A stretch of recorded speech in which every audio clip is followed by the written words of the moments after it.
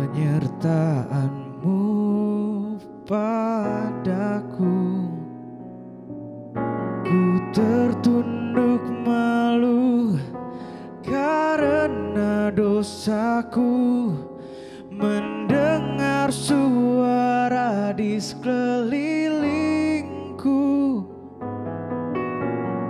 sampai tulangku terasa rapuh. Berat terasa beban hidupku. Ku ingat firman-Mu berkata padaku, ku selalu di dalam hati-Mu.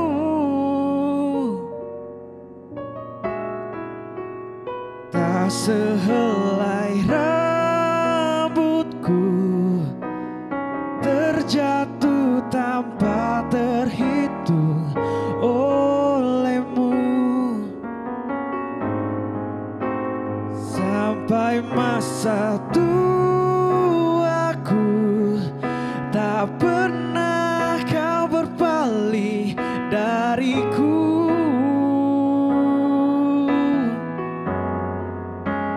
Hingga tetes darah-Mu jadi saksi setia-Mu padaku. Aku mau setia sampai menutup mata.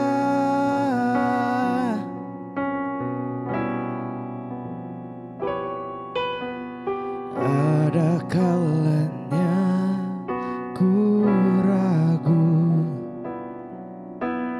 penyertaan-Mu padaku. Ku tertunduk malu karena dosaku, mendengar suara di sekelilingku, sampai tulangku terasa rapuh. Berat terasa beban hidupku. Ku ingat firman-Mu berkata padaku, ku selalu di dalam hati-Mu.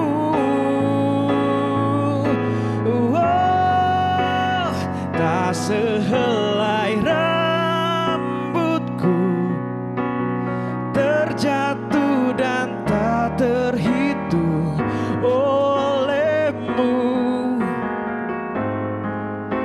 Sampai masa tuaku, tak pernah Kau berpaling dariku.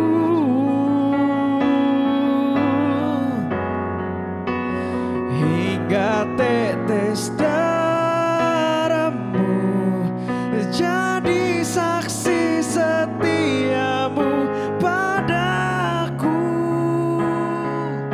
Aku mau setia sampai menutup mata.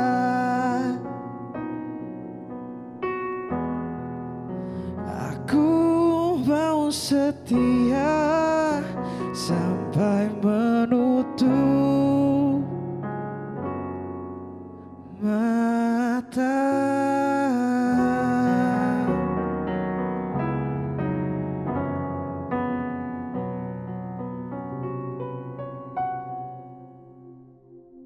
Shalom saudara-saudara yang kekasih dalam Tuhan Yesus Kristus.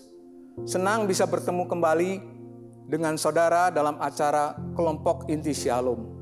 Mari kita berdoa untuk membukanya. Terima kasih Allah Bapa yang di dalam surga, kami masih mempunyai kesempatan untuk mendengar firman Tuhan kembali dan merenungkannya dan menerapkannya dalam hidup kami. Mohon Tuhan berbicara kepada kami semua dan membuka pengertian kami supaya kami boleh menerima dan mengerti apa yang Tuhan kehendaki. Dan pakailah hamba-Mu untuk menyampaikan firman Tuhan dengan baik dan benar sesuai dengan kehendak Tuhan. Dalam nama Tuhan Yesus kami berdoa. Amin. Ya, saudara-saudara, pada kali ini saya ingin membawakan satu tema yang berjudul mendapatkan Tuhan dan mendapatkan keselamatan.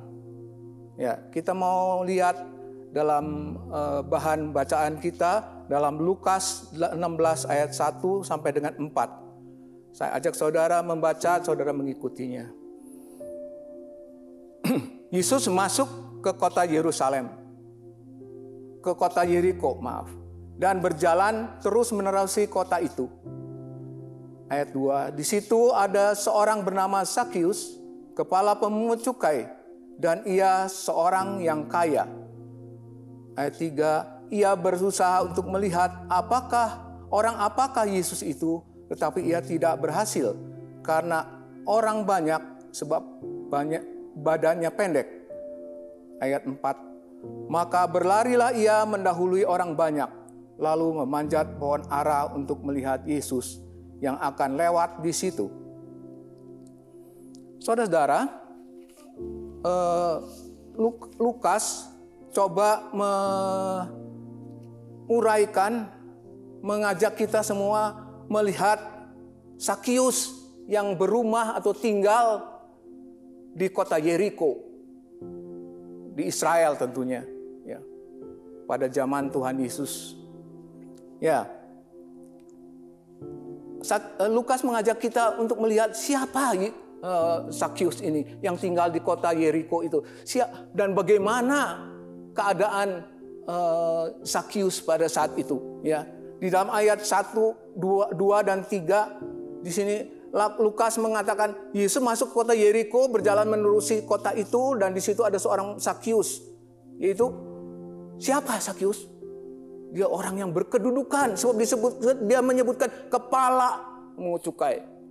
Kalau anak orang zaman sekarang bukan orang kaleng-kaleng gitu, sembarangan. Kepala pajak mungkin begitu ya, kira-kira. Kepala pajak, dia punya kedudukan. Dia orang terhormat, ya. Bukan itu saja, dia juga seorang kaya, kata Lukas. Wah, seorang kaya punya gengsi, tidak kekurangan, berkelebihan, ya. Dan Lukas ini kemudian mengajak kita juga melihat figur Sakius ini. Dia mengatakan dalam ayat 3, dia berusaha melihat Tuhan Yesus. Dia orang berkedudukan, dia orang kaya. Tapi ada satu hal, dia ingin melihat orang apakah Yesus itu. Dan dia berusaha untuk melihat itu. Perhatikan ayat 3, dia berusaha. Kenapa ya berusaha? Ya berusaha. Sebab dia dikatakan ini, dia berusaha tapi dia gagal untuk melihat Tuhan Yesus sebab badannya pendek. Ya, saya bayangkan dia mendekati rombongan Tuhan Yesus dan dia mau melihat Tuhan Yesus, tapi Tuhan Yesus dikelilingi oleh banyak orang yang lebih tinggi daripada dia. Saya bayangkan dia mulai angkat-angkat, jinjit, mungkin loncat-loncat, tapi dia tidak berhasil melihat Tuhan Yesus berkerumun orang. Tapi walaupun dia pendek, kelihatannya akalnya tidak pendek, akalnya panjang. Dia berpikir, dia berusaha melihat Tuhan Yesus. Ya, walaupun ada halangan, walaupun ada kendala, dia pendek. Walaupun ada kendala, banyak orang mengelilingi Tuhan Yesus. Dia mulai berpikir. Dan dia, Injil Lukas ini menceritakan, dia coba lari lebih dahulu dari rombongan itu. Dan mencari pohon untuk dia naik ke atas. Ya, saudara, perhatikan. Sakius naik ke atas pohon. Bisa saudara bayangkan seorang yang ada umur, ya, bukan anak-anak lagi, ya, bukan mungkin lebih dari pemuda, ya. Ya, dia coba naik ke atas pohon ara dengan bajunya orang Yahudi pada zaman itu adalah jubah. Bisa bayangkan kalau saudara naik pohon dengan pakai jubah atau samping ya, atau sarung. Betapa sukarnya naik pohon itu. Tapi Sakyus kelihatannya tidak menyerah. Dia berusaha keras. Dia naik ke sana. Dia meninggalkan gengsinya. Dia kepala pemungut cukai, kok naik pohon. Dia orang kaya, kok naik pohon. Dia menyingkirkan gengsinya. Ya. Orang sekarang jaga image dong. Jaga image itu artinya sombong. Ya. Supaya melihatkan dirinya hebat. Jaga image. Tapi kelihatannya Sakyus ini tidak jaga image lagi. Dia berusaha keras dan naik ke atas pohon itu. Dan sampailah di atas pohon itu. Di mana Tuhan Yesus akan lewat nanti dekat pohon itu. Ya saudara-saudara, Sakyus ingin melihat Tuhan. Sakyus ingin mencari Tuhan. Sakyus berusaha. Sakyus ada kendala-kendala, ada masalah-masalah, ada kesusahan-kesusahan. Tapi dia tetap gigih dan berjuang. Saudara, pernahkah saudara juga seperti Sakyus ini mencari Tuhan? Gimana sih mencari Tuhan ya? Ya, saya bayangkan ketika saya dan saudara mencari Tuhan ketika berusaha datang ke gereja.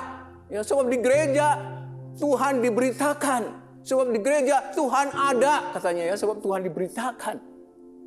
Saudara dan saya mungkin berusaha berjuang ke gereja. Udah mau ke gereja, bangunnya terlambat. Waduh, udah cepat. Ada teman lagi. Ya, datang. Wah, mengajak bicara. Aduh, gimana nih? Udah mau pergi. Kendaraan gak bisa jalan. Waduh. Udah jalan. Di jalan macet. Waduh. Banyak kendala. Ya. Sampai kadang-kadang ada orang yang menyerah. Ya udahlah. Gak bisa sampai tempat waktunya.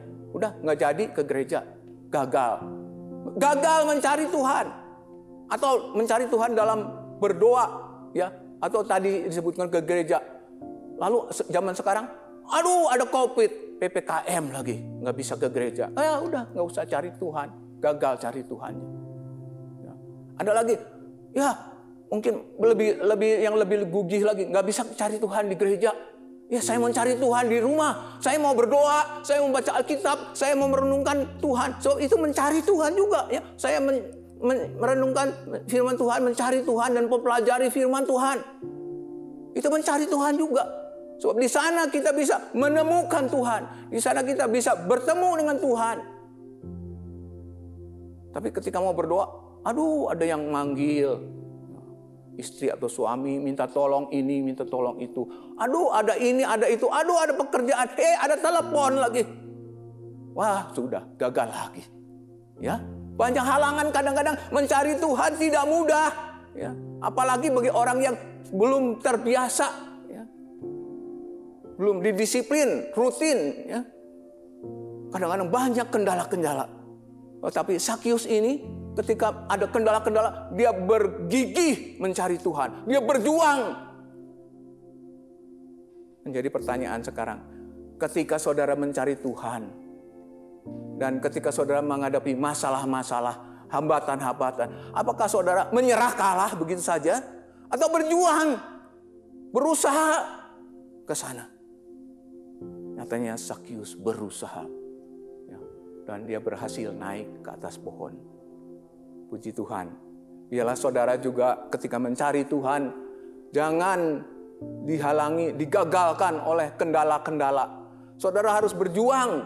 Saudara saya berjuang mencari Tuhan dan sehingga mendapatkannya. Ya, saudara-saudara, kita bisa melihat gambar Sakyus ya, ketika dia naik di atas pohon. Dan kita mau baca juga ayat-ayat berikutnya. Ya, sebelumnya saya mau ajak saudara melihat dalam Yesaya 55 ayat 6 yang berkata begini. Carilah Tuhan selama ia berkenan ditemui. Berserulah kepadanya selama ia dekat. Tuhan ingin dicari. Tuhan ingin dicari. Ya, di mana Ya, tentu kita bisa mencari Tuhan di dalam doa kita. Kita bisa mencari Tuhan di dalam kebaktian.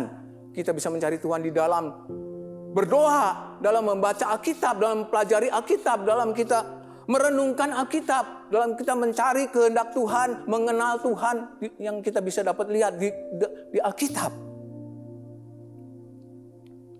Ya, kita juga mau melanjutkan kepada pembacaan dari Lukas 19 ayat 5 sampai dengan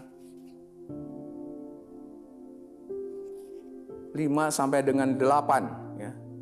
Saya bacakan, saudara mengikuti ayat 5. Ketika Yesus sampai ke tempat itu, ia melihat ke atas dan berkata, "Sakius, segera turun, sebab hari ini aku harus menumpang di rumahmu." Lalu Sakius segera turun dan menerima Yesus dengan sukacita.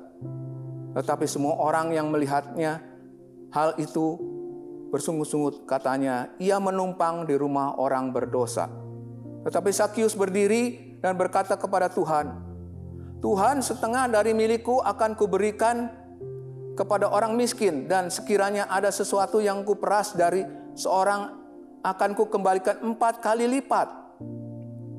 Ayat 9, kata Yesus kepadanya, "Hari ini telah terjadi keselamatan kepada rumah ini, karena orang ini pun anak Abraham, sebab Anak Manusia datang untuk mencari dan menyelamatkan yang hilang." Ketika Sakius sudah sampai ke atas pohon, nyatanya Tuhan juga datang ke tempat itu. Dan bukan datang ke tempat itu, tapi dia juga melihat ke atas pohon di mana Sakius ada.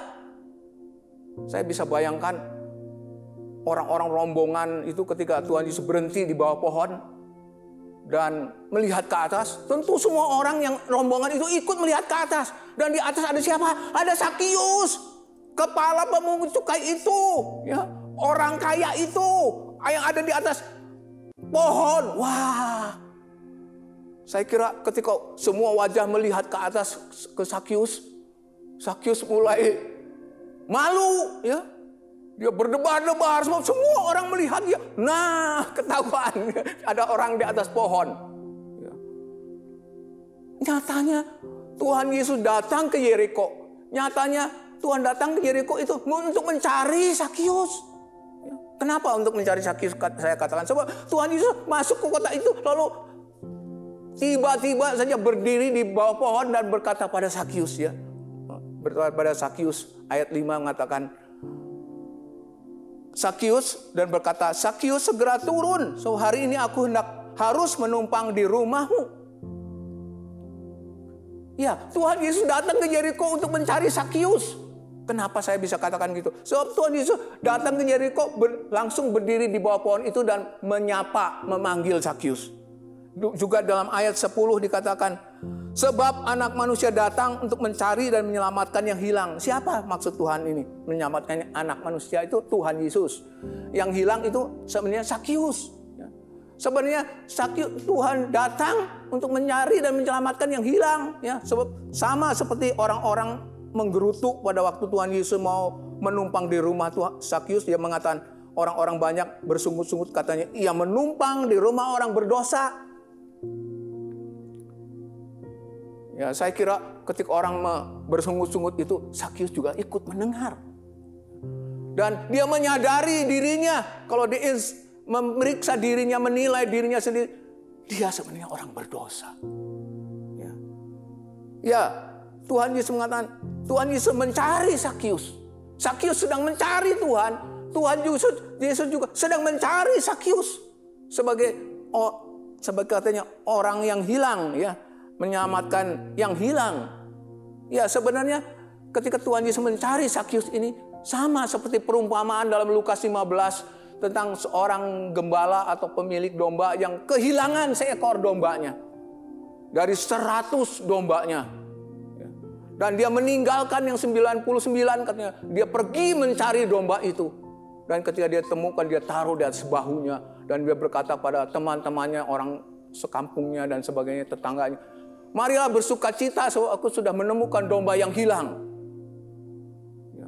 Tuhan Yesus mengatakan, bukankah ada sukacita di surga kalau ada satu orang yang bertobat, kata dalam Lukas 15 itu.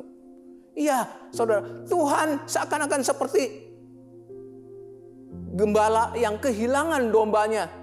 Dalam 100 itu satu. Dalam hal ini adalah cuman dalam kota Yeriko itu satu itu persis adalah Sakius ini. Ya.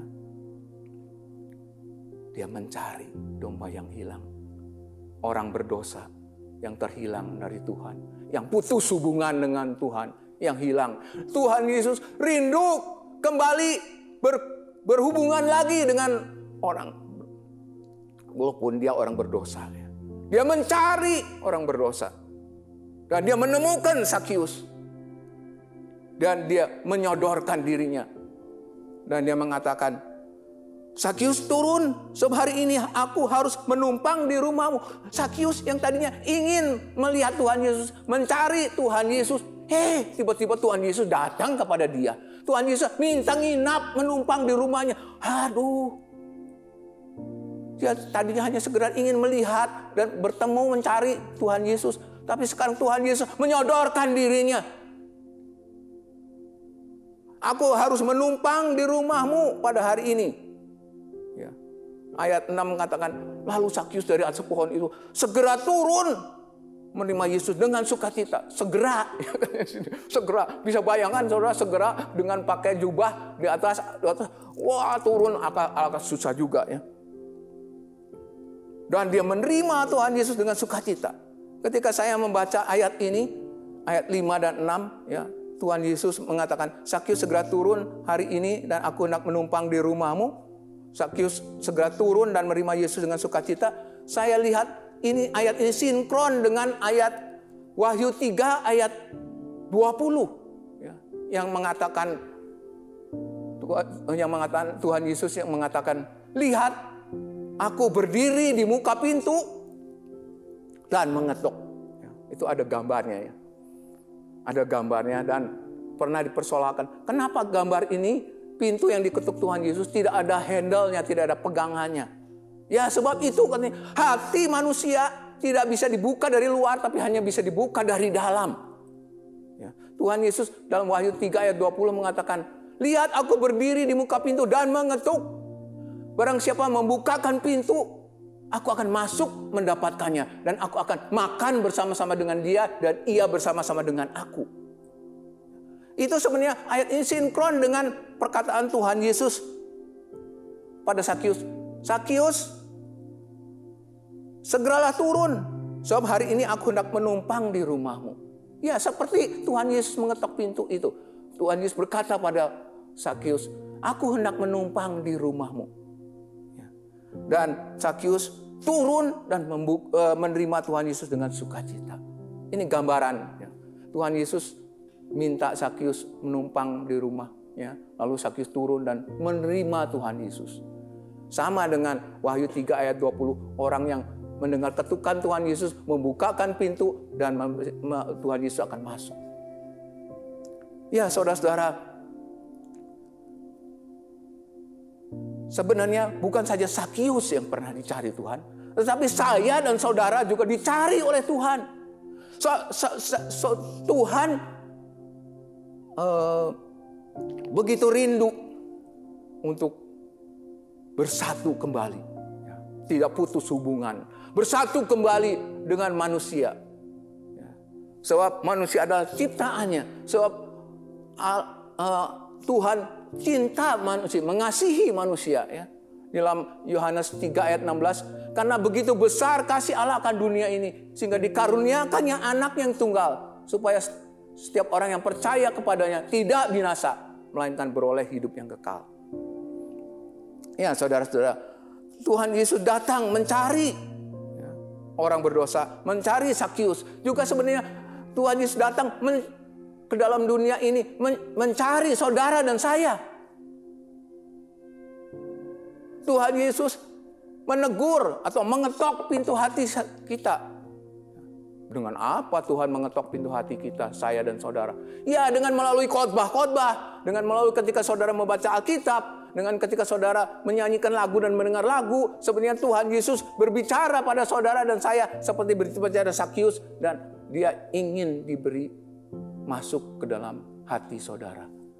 dan saya. Masuk ke dalam hidup saudara dan saya. Dan kita baca dari Sakius tadi, Sakius menerima Tuhan Yesus dengan sukacita. Apakah kita juga mau kalau ketika mendengar ketukan Tuhan Yesus, permintaan Tuhan Yesus untuk masuk ke dalam diri kita, dalam hati kita, apakah kita mau membukakan hati kita? Apakah saudara dan saya pernah membukakan hati dan hidup kita untuk Tuhan Yesus? Sakius melakukannya. Saudara, bagaimana dengan saudara?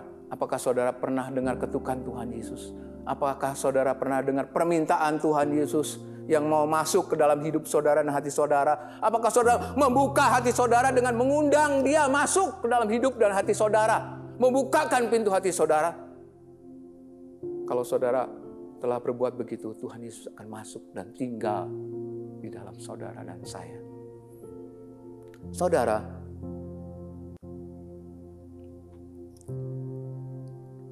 bukan itu saja. Di dalam ayat 8 diceritakan Sakius tiba-tiba berdiri dan berkata kepada Tuhan, Tuhan, setengah dari milikku akan kuberikan kepada orang miskin, dan sekiranya ada sesuatu yang kuperas dari seorang akan kukembalikan 4 kali lipat. Ini cerita apa? Sakius tiba-tiba kok mau ngasih orang miskin setengah hartanya, dan kalau sudah menipu orang, pemeras orang akan mengembalikan 4 kali lipat. Ya, kalau dia menipu orang 1 juta, dia akan kembalikan 4 juta. Jadinya ya, wah, kenapa kok Sakius jadi berubah begini? Ya, Sakius berubah sebab ketika menerima Tuhan Yesus mencoba membantu dia berubah, merubah dia. Dia melihat dosanya, dia melihat betapa buruknya dia, dan dia berusaha dan dia ingin berubah. Ya. Apa ini artinya berubah? Bertobat. Ya. Sebab Yohanes Pembaptis juga ketika di Sungai Yordan dia berkhotbah, bertobatlah sebab kerajaan surga sudah dekat. Di dalam Matius juga Tuhan Yesus juga berkhotbah juga. Mulai sejak saat itu katanya Tuhan Yesus berkhotbah, bertobatlah.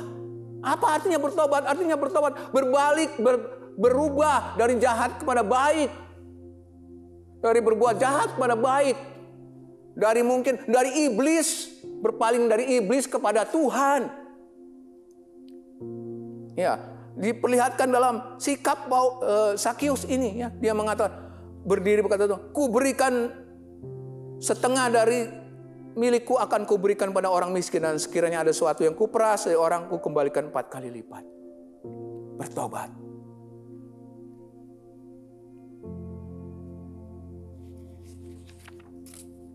Ya, di dalam kitab Yehezkiel 18 ayat 32 dikatakan, sebab aku tidak berkenan itu artinya senang ya, kepada kematian seorang yang harus ditanggungnya. Demikianlah firman Tuhan Allah. Oleh sebab itu bertobatlah supaya kamu hidup. Ya, ini Yehezkiel 32 mengatakan Tuhan tidak senang ada orang jahat mati. Sebab itu Tuhan mengatakan, bertobatlah supaya kamu hidup. Sakius bertobat. Ya. Sakius berubah. Menjadi pertanyaan, apakah saudara ketika sudah bertemu dengan Tuhan Yesus dan menerima Tuhan Yesus, apakah saudara juga sudah melakukan perubahan bertobatan ini? Sebab dorongan dari Tuhan juga, anugerah dari Tuhan, kita dan saya dan saudara bisa berubah. Dan sudahkah dan maukah kita berubah? Berubahlah, bertobatlah, kata Yehezkiel 18 ayat 32, supaya kamu hidup, supaya kamu jangan mati. Bertobatlah supaya dosamu diampuni. Ini poin yang penting. Yang pertama tadi adalah menerima Tuhan Yesus dalam hidup kita, saudara-saudara. Kedua adalah bertobatlah. Berpalinglah dari kejahatan. Berpalinglah dari iblis, dari mengikut iblis, mengikut Tuhan Yesus. Dari jahat kepada baik. Ya. Di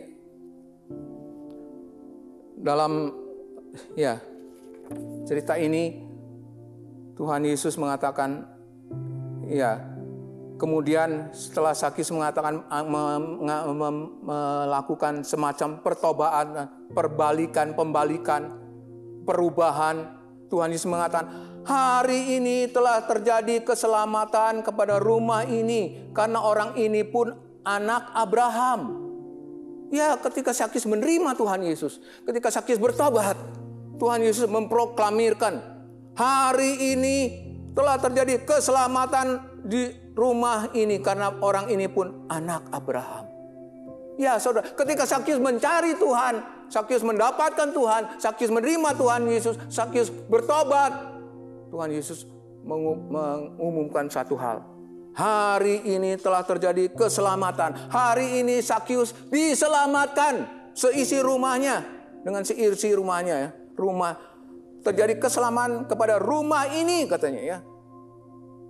Karena orang ini pun anak Abraham. Ya.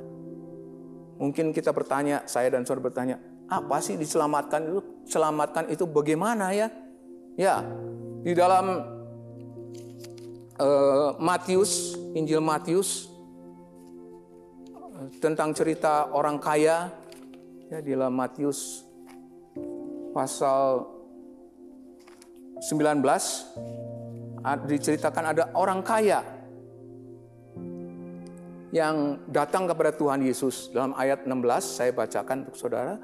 Ada seorang datang kepada Yesus dan berkata, "Guru, perbuatan baik apakah yang harus kuperbuat untuk memperoleh hidup yang kekal?" Saya garis bawahi, untuk memperoleh hidup yang kekal. Ini ceritanya ada orang muda yang kaya yang datang pada Tuhan Yesus menanyakan untuk memperoleh hidup yang kekal.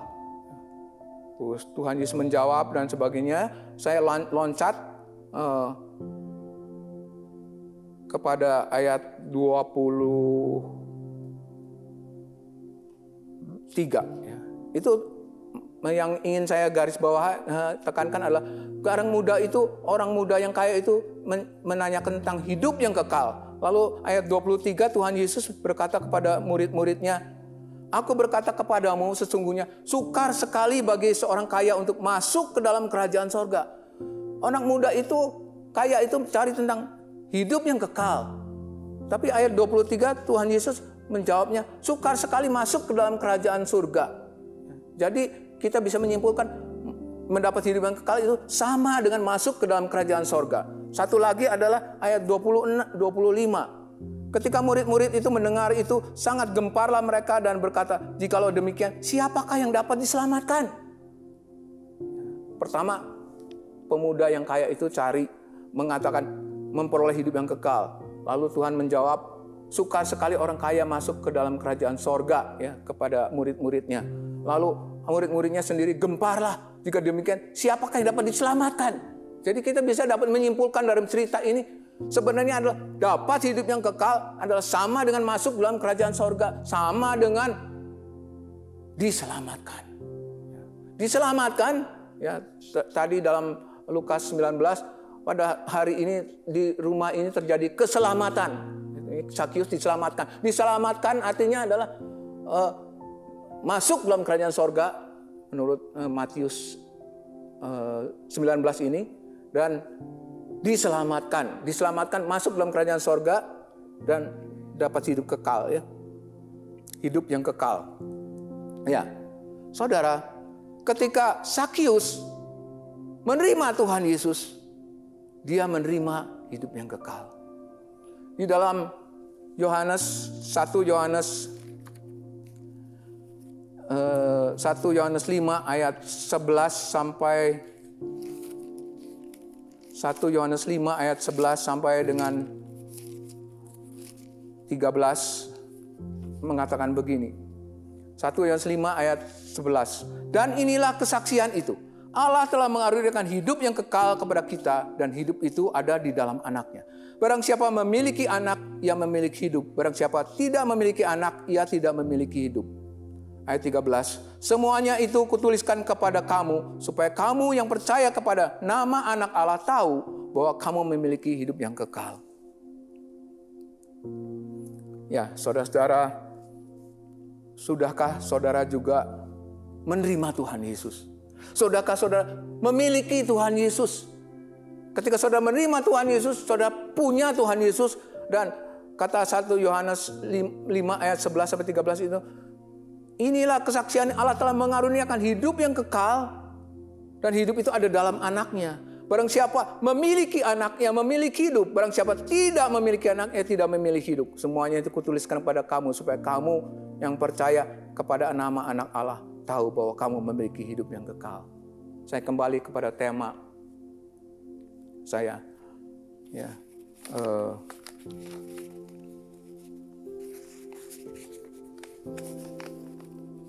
tema saya mencari Tuhan dan mendapatkan Tuhan. Dan mendapatkan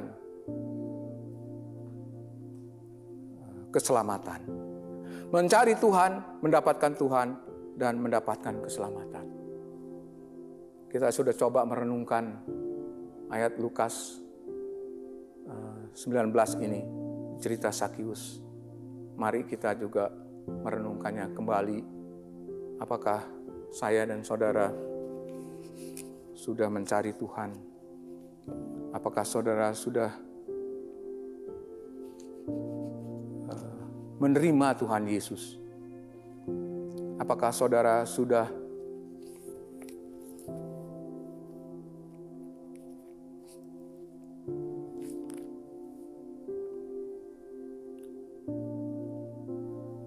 bertobat atau berubah?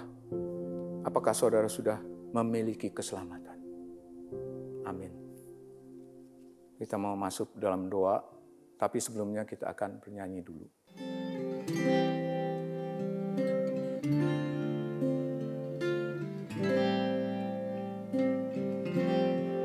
Mari kita menyanyikan Mari Masuk.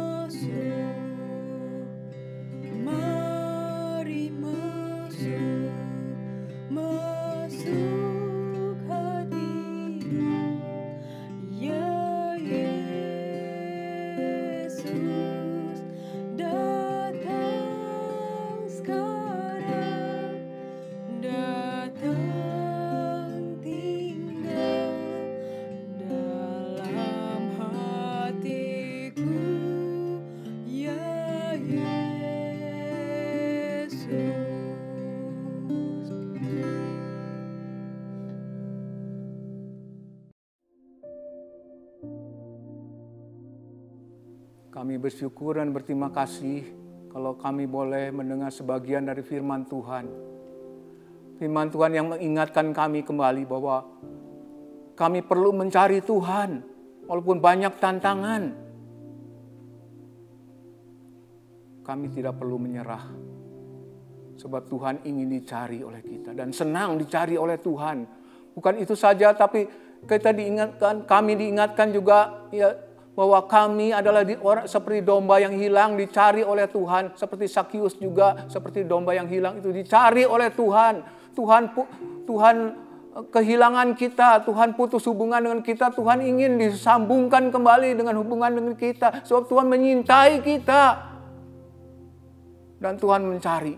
Dan bukan saja mencari, tapi Dia meminta supaya kita mau menerima Tuhan Yesus. Masuk ke dalam hidup kita, masuk ke dalam hati kita. Seperti Dia meminta kepada Sakius untuk menumpang di rumahnya. Seperti Dia juga yang mengetok pintu hati kita dan ingin minta dibukakan pintu hati kita untuk supaya Dia bisa masuk.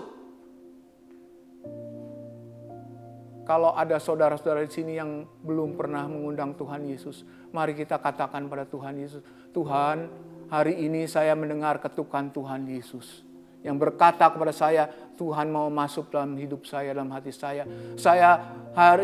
Pada saat ini saya mau undang Tuhan, saya mau buka hati saya untuk Tuhan masuk dan tinggal di dalam diri saya selamanya. Dan saya mau menjadi milik Tuhan. Tuhan menguasai saya di dalam diri saya.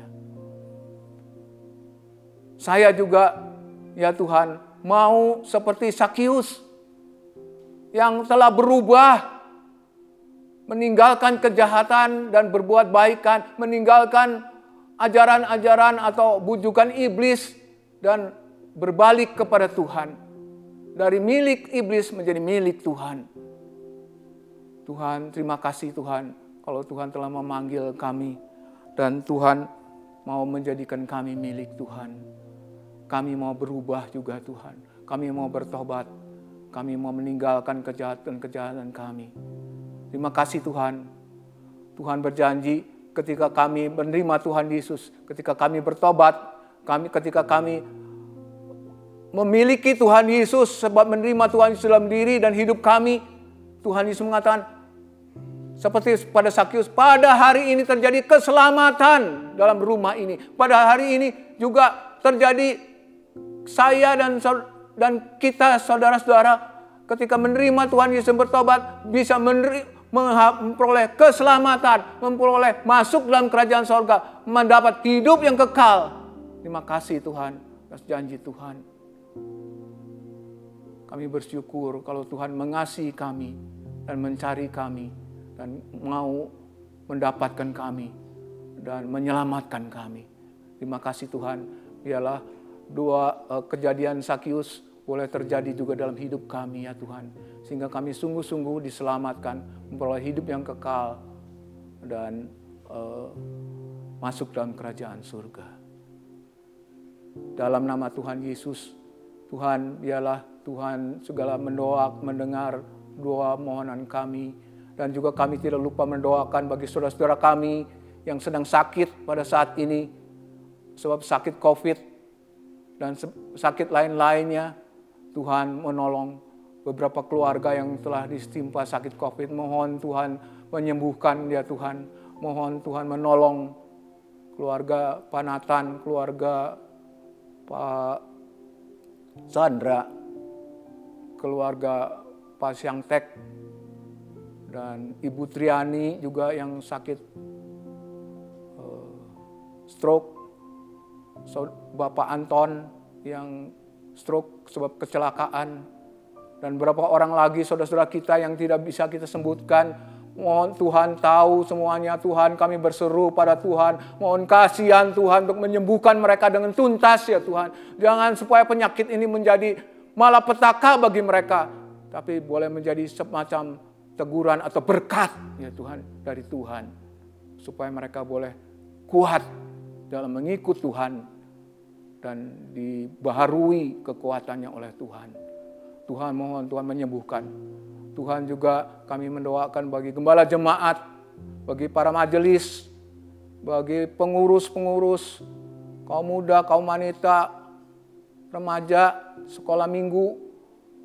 Tuhan juga memberkati mereka, memberi kekuatan, memberi kesehatan, memberi rezeki juga ya Tuhan, untuk mencukupi segala kebutuhannya dalam hidupnya.